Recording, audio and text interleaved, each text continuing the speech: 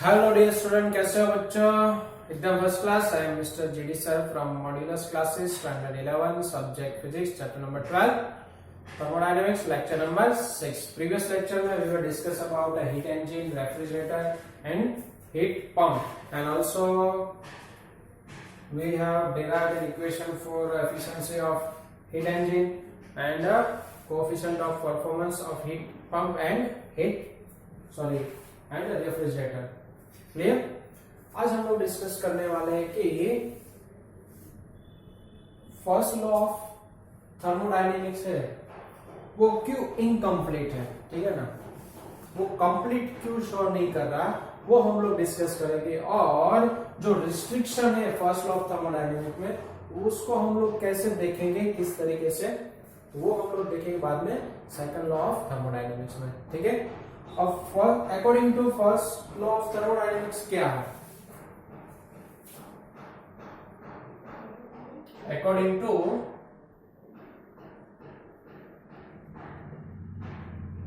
First law of thermodynamics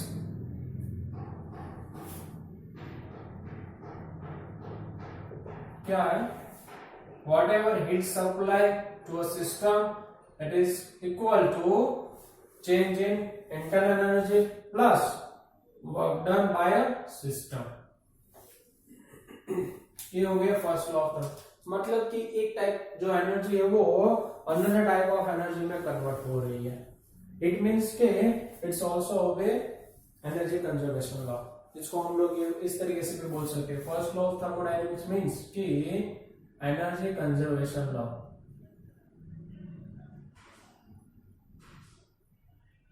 energy conservation law. But यहाँ पे अब हम लोग डिस्कस करेंगे क्या होगा। सपोज करिए कि टेबल के ऊपर टेक्स्ट बुक पड़ी है, ठीक है, टेबल के ऊपर टेक्स्ट बुक पड़ी है। उस टाइम पे कोई भी हाइट पे उसके पास कुछ एनर्जी होगी, पोटेंशियल एनर्जी, ठीक है। अगर आप टेबल रिमूव करोगे तो ड्यू टू ग्रेविटेशनल फोर्स वो डाउनवर्ड डायरेक्शन में मूव करेगी, ठीक है ना। उसके पास एनर्जी कहां से आई? तो उस स्टेज पे, उस हाइट पे उसके पास क्या थी? पोटेंशियल एनर्जी थी, ठीक है, ओके। अब फर्स्ट लॉ जो है वो तो क्या बोल रहा है, अगर आप एनर्जी चेंज कर रहे हैं तो एक टाइप की एनर्जी दूसरे टाइप की एनर्जी में कन्वर्ट हो रही है, ठीक है ना। इसका मतलब क्या हुआ कि क्या ऐसा पॉसिबल है कि जो टेबल है वो खुद ब खुद या फिर सराउंडिंग टेम्परेचर सडनली डिक्रीज हो गया, ठीक है, टेबल जो है वो क्या हो गया? कूल डाउन हो गया, टेम्परेचर लोअर हो गया। तो क्या ऐसा पॉसिबल है कि उसके पास जो एक्सेस अमाउंट में एनर्जी थी जो नॉर्मल टेम्परेचर पे, वो टेक्स्ट बुक को दे दे, ठीक है ना। अब टेक्स्ट बुक के पास एनर्जी आ गई, ऑब्वियसली बात है, अगर हम लोग एनर्जी ड्रिंक पीते हैं, एनर्जी हो गई, ठीक है ना, एनर्जी आ गई आपके अंदर, तो अब क्या हो करोगे? भाई उछलने कूदने लगोगे, ठीक है। तो क्या ऐसा हो सकता है कि भाई टेक्स्ट बुक के पास भी जो टेबल ने एनर्जी लॉस की हुई है खुद का टेम्परेचर डिक्रीज करके, जो एनर्जी है वो टेक्स्ट बुक को मिलके वो खुद उछलने लगे? नहीं, आपने कभी नहीं देखा, ठीक है। But first law of thermodynamics तो बोल रहा है कि हाँ, अगर एनर्जी लॉस कर रहा है टेबल तो टेक्स्ट बुक गेन करेगी एनर्जी, ठीक है। फर्स्ट लॉ ऑफ थर्मोडायनेमिक्स ऐसा बोल रहा है, बट एक्चुअल में कभी ऐसा नहीं होगा। तो कौन रिस्ट्रिक्ट कर रहा है इस चीजों को? जो रिस्ट्रिक्ट कर रहा है ये सारी चीजों को, उसको हम बोलेंगे सेकंड लॉ ऑफ थर्मोडायनेमिक्स, ठीक है। इसको हम क्या बोलेंगे? Second law of thermodynamics. दो अलग अलग लोगों ने अलग अलग स्टेटमेंट दी है, वैसे तो तीन लोग हैं, okay. Second law of thermodynamics में दो स्टेटमेंट है। फर्स्ट है केल्विन प्लैंक स्टेटमेंट, ठीक है, इन दोनों ने कंबाइन बताया,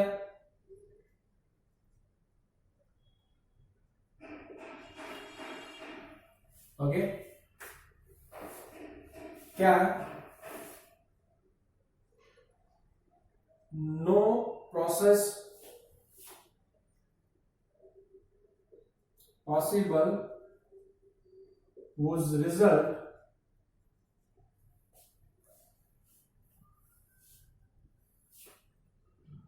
is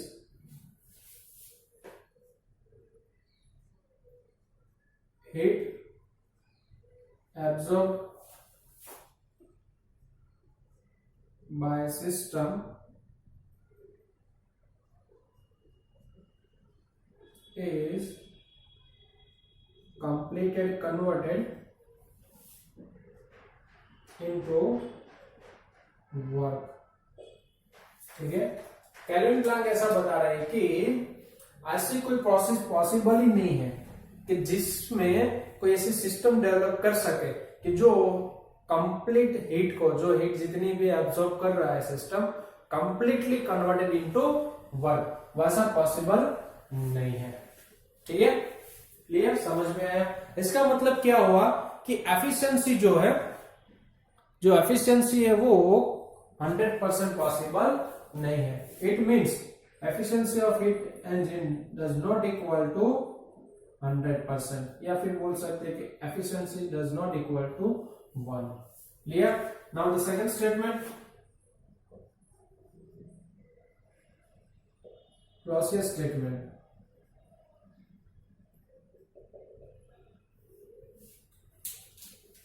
इसमें क्या है? No process possible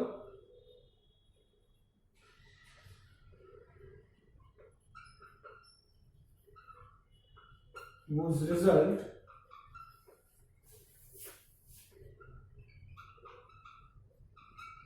transfer of heat from lower temperature to higher temperature without applying work किए बिना कोई ऐसी प्रोसेस पॉसिबल नहीं है जो लोअर टेम्परेचर से हायर टेम्परेचर हीट फ्लो करे, वो कभी पॉसिबल नहीं। हाँ, higher temperature to lower temperature possible heat flow हो सकती है, but lower temperature to higher temperature heat flow करे वर्क डन के बिना वो कभी पॉसिबल नहीं है। इसका मतलब क्या हुआ? इसका मतलब क्या होगा? वर्क डन करना ही रहेगा, तो जो कोफिशिएंट ऑफ परफॉर्मेंस है वो कभी इंफिनिटी नहीं हो सकता। ठीक है, it can't be infinite. Okay, क्योंकि अल्फा इज इक्वल टू क्या है? तो alpha is equal to Q1 या तो फिर Q2 डिवाइड बाय W। ये जीरो हो वो कभी पॉसिबल नहीं है। और यहाँ पे जो है हीट लॉस किए बिना वर्क डन मिले, वैसा कभी पॉसिबल नहीं है, क्योंकि यहाँ पे W बाई क्या है? Q2 है, तो ये कभी जीरो नहीं होगा। क्लियर? तो this one is the second law of thermodynamics. दो स्टेटमेंट है, Kelvin Planck statement and second one is the Clausius statement. Okay, अब हम लोग डिस्कस करने वाले रिवर्सिबल एंड इरिवर्सिबल प्रोसेस। ठीक है, reversible and irreversible process. I hope कि जो मैंने समझाया आपके दिमाग में बैठ गया है, कोई डाउट नहीं है। डाउट है तो जल्दी से कमेंट करके पूछो, डाउट नहीं तो मैं पहले आपको दोनों प्रोसेस समझा देता हूं, उसके बाद इसका स्क्रीनशॉट लीजिएगा। ठीक है, जल्दी से कमेंट करके बताइए, do you have any doubt?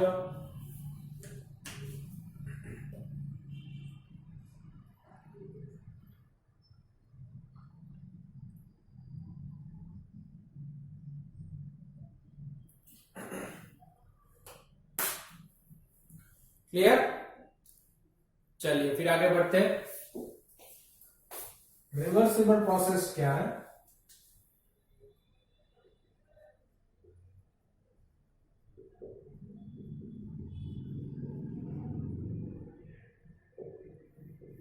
ठीक है, इसका मतलब हुआ कि गेन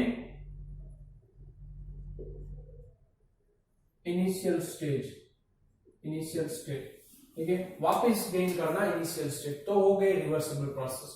रिवर्सिबल प्रोसेस कब कब पॉसिबल है? जब no heat loss due to viscosity, friction और any other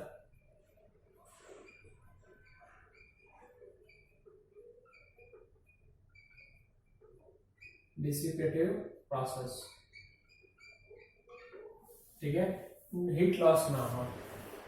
again initial state जो वो गेन करने का, तो उसको हम बोलेंगे रिवर्सिबल प्रोसेस। ठीक है, इरिवर्सिबल प्रोसेस क्या है?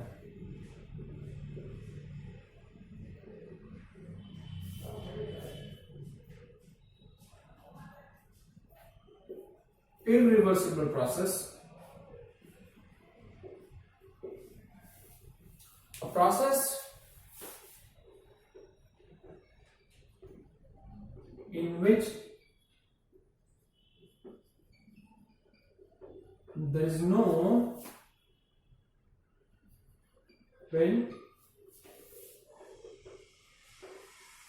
initial state is known as irreversible process.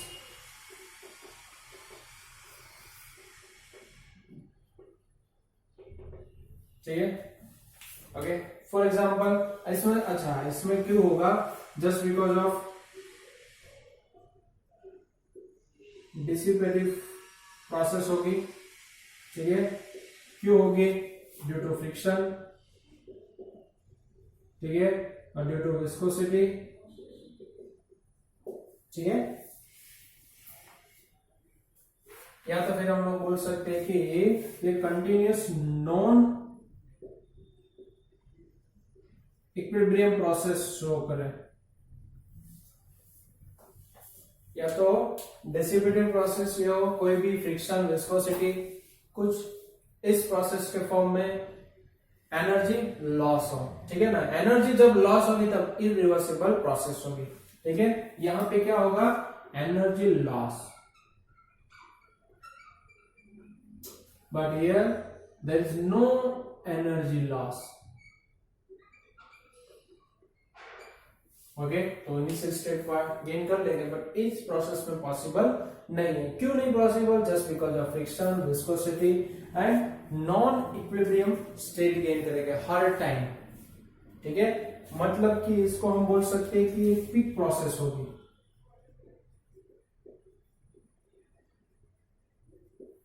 जबकि ये जो है वो क्वासी स्टैटिक प्रोसेस है। बहुत टाइम लगेगा इसमें चेंज होने में, ठीक है? चेंज होने में क्या लगेगा? काफी टाइम लगेगा, बट इरिवर्सिबल प्रोसेस में पॉसिबल नहीं है, ठीक है? अच्छा,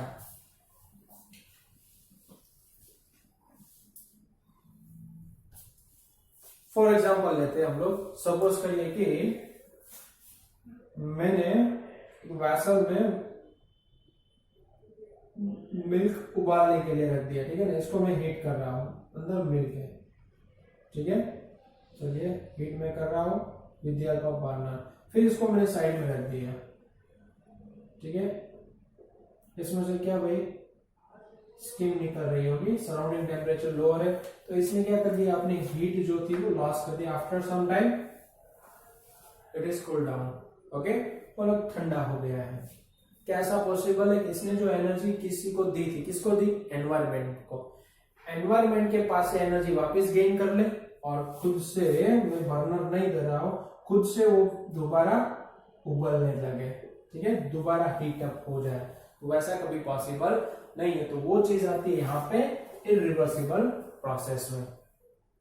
क्लियर? समझ में आ गया? तो हमें ऐसा इंजन डेवलप करना है, ठीक है, जो रिवर्सिबल प्रोसेस के ऊपर वर्क करे, क्योंकि वहां पे एफिशिएंसी जो होगी वो मैक्सिमम होगी, ठीक है? क्यों मैक्सिमम होगी? क्योंकि यहाँ पे एनर्जी लॉस नहीं है, यहाँ पे एनर्जी लॉस है, बट एक्चुअल में सारे के सारे जो इंजन होंगे वो इरिवर्सिबल प्रोसेस पे डिपेंड करते हैं। हम लोग ट्राई करेंगे कि भाई उसका जो इनिशियल स्टेट है वहां तक पहुंचे, ठीक है? बट यहां तक हम लोग 11th स्टैंडर्ड की अगर बात करें, वो सारी चीज हो गई थोड़े से इंजीनियरिंग के फील्ड की।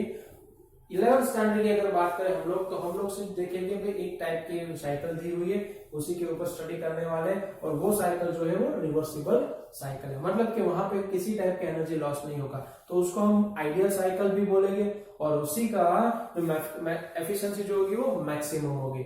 उस साइकिल से ज्यादा एफिशिएंसी, मतलब जो हम लोग बाद में देखने वाले हैं, ठीक है, उसको हम बोलेंगे कार्नोट साइकिल, वो नेक्स्ट लेक्चर में देखने वाले हैं। उसकी जो एफिशिएंसी है वो मैक्सिमम है, चाहे पेट्रोल इंजन ले ले, डीजल इंजन ले ले, स्टीम इंजन ले, कोई भी इंजन ले लिए, उसकी एफिशिएंसी कार्नोट साइकिल जितनी नहीं है, क्योंकि वो एकदम आइडियल प्रोसेस हो गई है, ठीक है? समझ में आ गया? बोलो यस और नो। चलिए, इसमें कोई डाउट है तो जल्दी से कमेंट करके बताओ, अगर डाउट नहीं है तो इसका स्क्रीनशॉट ले लीजिए, 2-4 न्यूमेरिकल हम लोग सॉल्व कर लेते हैं।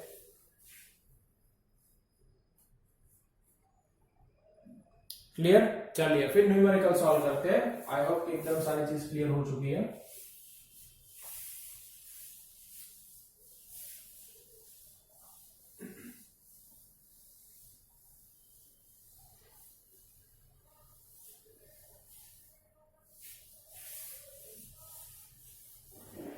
एक्सरसाइज में आप देख सकते हो 10 सी न्यूमेरिकल है, ज्यादा प्रैक्टिस के लिए नहीं दिए है, कोई दिक्कत नहीं है, देख लेते हैं। 12.1 12.2 में करवा देता हूँ जल्दी से, यहाँ पे ध्यान दीजिए।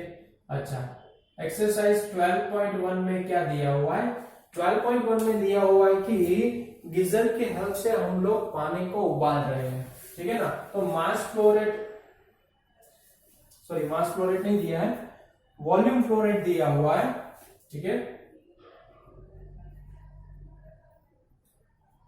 Volume flow rate of water given है, ठीक है, मतलब कि V/T गिवन है 3 लीटर पर मिनट। पर मिनट 3 लीटर पानी को उबाल रहा है गीजर, ठीक है। ओके, तो 3 × 10⁻³ मीटर क्यूब पर मिनट। चलिए, नो प्रॉब्लम एट ऑल। और क्या दिया हुआ है? टेम्परेचर कितना राइज हो रहा है? Temperature rise from 27 degree to 77 degree Celsius. चलिए, तो टेम्परेचर डिफरेंस कितना होगा? 77 - 27 मतलब कि 50 डिग्री सेल्सियस, इतना टेम्परेचर इंक्रीज हो रहा है। ओके, अब उसके लिए जो हम लोग गैस यूज कर रहे हैं, क्योंकि गैस गीजर है, तो उस गैस की कंबशन एनर्जी दी हुई है 4 × 10⁴ जूल पर। ओके, चलिए, तो कंबशन एनर्जी या कंबशन हीट दी हुई है, कितनी है? Delta Q is equal to 4 × 10⁴ joule per gram. यानी कि इसका मतलब क्या हुआ?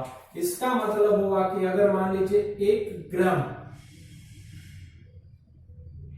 में वाटर लूंगा, उसको कंबशन यानी कि स्टीम में कन्वर्ट करने के लिए 4 × 10⁴ जूल जितनी हीट रिक्वायर्ड है। सॉरी ओके, सॉरी, गलत हो गया। ये हो गया 1 ग्राम अगर मैं गैस को बर्न करूंगा, ठीक है, 1 ग्राम गैस को अगर मैं बर्न करूंगा तो अपने पास एनर्जी कितनी होगी? 4 × 10⁴ जूल इतनी मिलेगी। क्लियर? तो मुझे चाहिए कि अगर मैं इतना फ्लो रेट मुझे कांस्टेंट रखना है, 3 लीटर पर मिनट का ही रखूंगा, ठीक है। अब इतना टेम्परेचर मुझे राइज करना है, तो उसके लिए मिनिमम कितना मास फ्लो रेट चाहिए गैस, मतलब गैस कितना यूज होगा वो देखना है, ठीक है, कि पर मिनट इतना गैस यूज होगा, पर मिनट कितना होगा। तो पहले हम लोग कैलकुलेट करते हैं भाई इसके लिए एनर्जी कितनी रिक्वायर है, कि अगर मान लीजिए 3 लीटर पर मिनट 3 लीटर जितना वाटर जो है वो हीट अप हो रहा है from 27 degree to 77 degree Celsius, उसके लिए कितनी हीट रिक्वायर है वो देखेंगे। तो अब देखिए यहाँ पे, अब देख सकते हो वाटर जो है वो उसी स्टेट में है, ठीक है ना, मतलब कि फेज चेंज नहीं हो रहा। तो कौन सी एनर्जी रिक्वायर है भाई? तो यहाँ पे हम देखेंगे स्पेसिफिक हीट, ठीक है। तो स्पेसिफिक वाटर क्या होगी? देखिए क्वेश्चन में दिया नहीं, मैंने बोला था 3-4 चीजों को आपको याद रखना रहेगा, ठीक है। Specific heat of water SW is equal to 4.2 × 10⁻³ joule पर kg केल्विन, ठीक है, सेल्सियस कुछ भी लिखिए। अब इसको मैं ग्राम में कन्वर्ट कर देता हूं, तो ग्राम में होगा SW is equal to 4.2 joule per gram per kelvin, ठीक है। चलिए, नो प्रॉब्लम। तो हीट रिक्वायर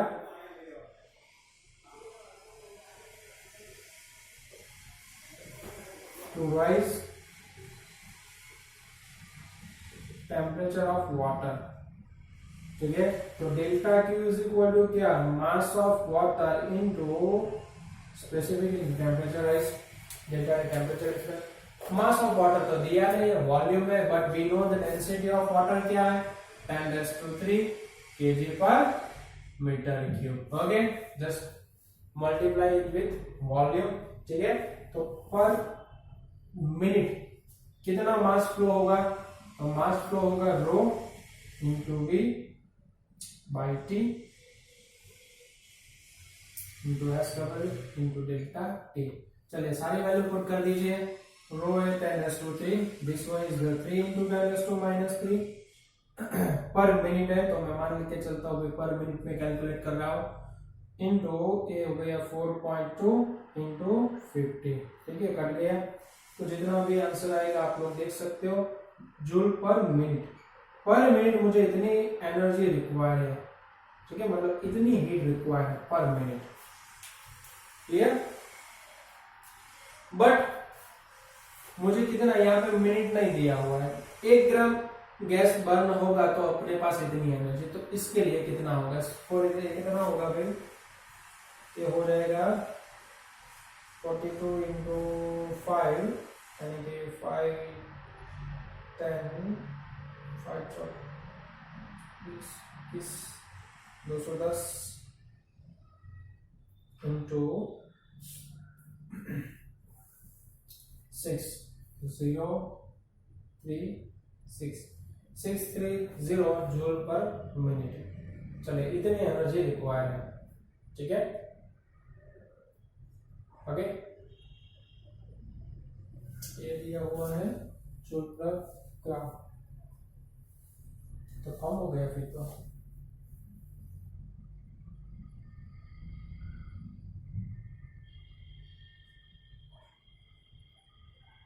ओके, चलिए देखते आगे बढ़ते। ओके, पर मिनट मुझे इतनी एनर्जी चाहिए। अच्छा, है तो ग्राम के हिसाब से, ओके ओके सॉरी, चलिए कोई प्रॉब्लम नहीं है। 1 मिनट में कितनी चाहिए एनर्जी, तो 1 मिनट में मुझे चाहिए 630 जूल, ठीक है। बट अब उसके लिए मास कितना रिक्वायर हो मुझे पता नहीं, अच्छा मैं बोल सकता हूँ, चलिए 630 जूल जितनी एनर्जी चाहिए, 1 ग्राम बर्न होगा, या फिर मैं बोल सकता हूँ 4 इंटू 10⁴ जूल के लिए 1 ग्राम गैस रिक्वायर है। तो यहाँ पे 630 के लिए कितना होगा, तो आप कैलकुलेट कर सकते हैं, 630 डिवाइड बाय 4 इंटू 10⁴, ठीक है। यहां से आप कैलकुलेट कर सकते हो कितना mass flow rate required for gas के लिए, ठीक है, जो भी होगा ग्राम पर मिनट, ठीक है।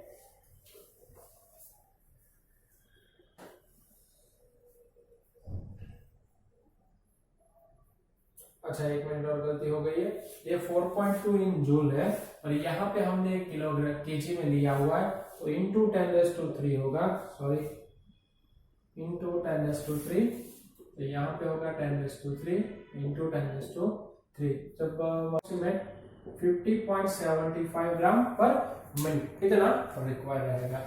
क्लियर, आई होप सारी चीजें समझ में आ गई है, ठीक है। 12.2 में बाद में करवा होगा, ठीक है।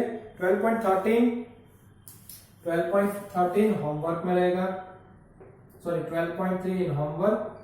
चलिए, उसके बाद जो है 12.4, उसमें मैं आपको हिंट दे देता हूं, ओके। इसमें दिया नहीं है बट बताया है कि जो वॉल है वो इंसुलेटिंग वॉल है, मतलब कि there is no heat change, मतलब कि हीट रिमेन कांस्टेंट। तो इसका मतलब क्या हुआ, कौन सी प्रोसेस हो गई, एडियाबेटिक प्रोसेस।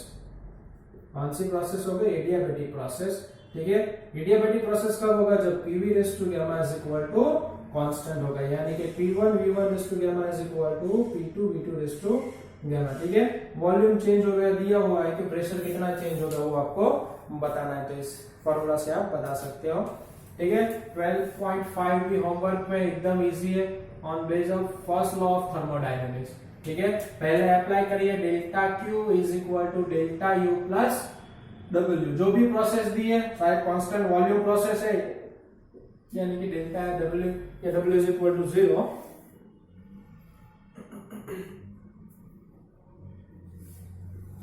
अच्छा, ओके, सॉरी, फर्स्ट जो है वो एडियाबेटिक प्रोसेस दी हुई है, A टू B जाने के लिए एडियाबेटिक प्रोसेस है, उसके लिए जो वर्क डन रिक्वायर 22.3 जूल। आप first law of thermodynamic apply करिए, डेल्टा U प्लस W, तो मैं इंटरनल एनर्जी निकाल सकता हूँ, डेल्टा Q तो एडियाबेटिक प्रोसेस के लिए 0 होगा, delta U plus W, delta U is equal to minus 22.3 joule, ठीक है। इतनी इंटरनल एनर्जी रहेगी, ठीक है। अब बाद में बताया है कि अब कैलोरी में दिया हुआ है, ठीक है, तो वो भी बता दिया कि 1 कैलोरी यानी कि 4.2 जूल, ठीक है। अब डेल्टा क्यू दिया हुआ है, अब दूसरी प्रोसेस ए टू बी के लिए, बट एडियाबेटिक नहीं, उसके अलावा कोई प्रोसेस है जिसके लिए हीट रिक्वायर है 9.35 इंटू 4.2 जूल, ठीक है। तो उस प्रोसेस को कंप्लीट करने के लिए कितना वर्क डन लगेगा, ठीक है, वर्क डन कितना होगा, तो delta Q is equal to delta U plus W, तो डब्ल्यू इज इक्वल टू क्या होगा, delta Q minus delta U. Delta U तो इंटरनल एनर्जी जो होगी वो सेम है, क्यों, क्योंकि ए से हम लोग बी पे लेके जा रहे हैं, यहाँ पे भी हम लोग ए से बी पे लेके जा रहे हैं, बट प्रोसेस डिफरेंट है, ठीक है। तो इंटरनल एनर्जी कभी चेंज नहीं होगी। आई बात समझ में? आई होप कि एकदम क्लियर हो चुका है, कोई प्रॉब्लम नहीं होगा, ठीक है ना। चलिए जल्दी से इसका स्क्रीनशॉट ले लीजिए, जल्दी से स्क्रीनशॉट ले लीजिए। ओके, आप लोगों ने काफी टाइम मुझे दिया, उसके लिए थैंक यू सो मच। जय हिंद, जय भारत।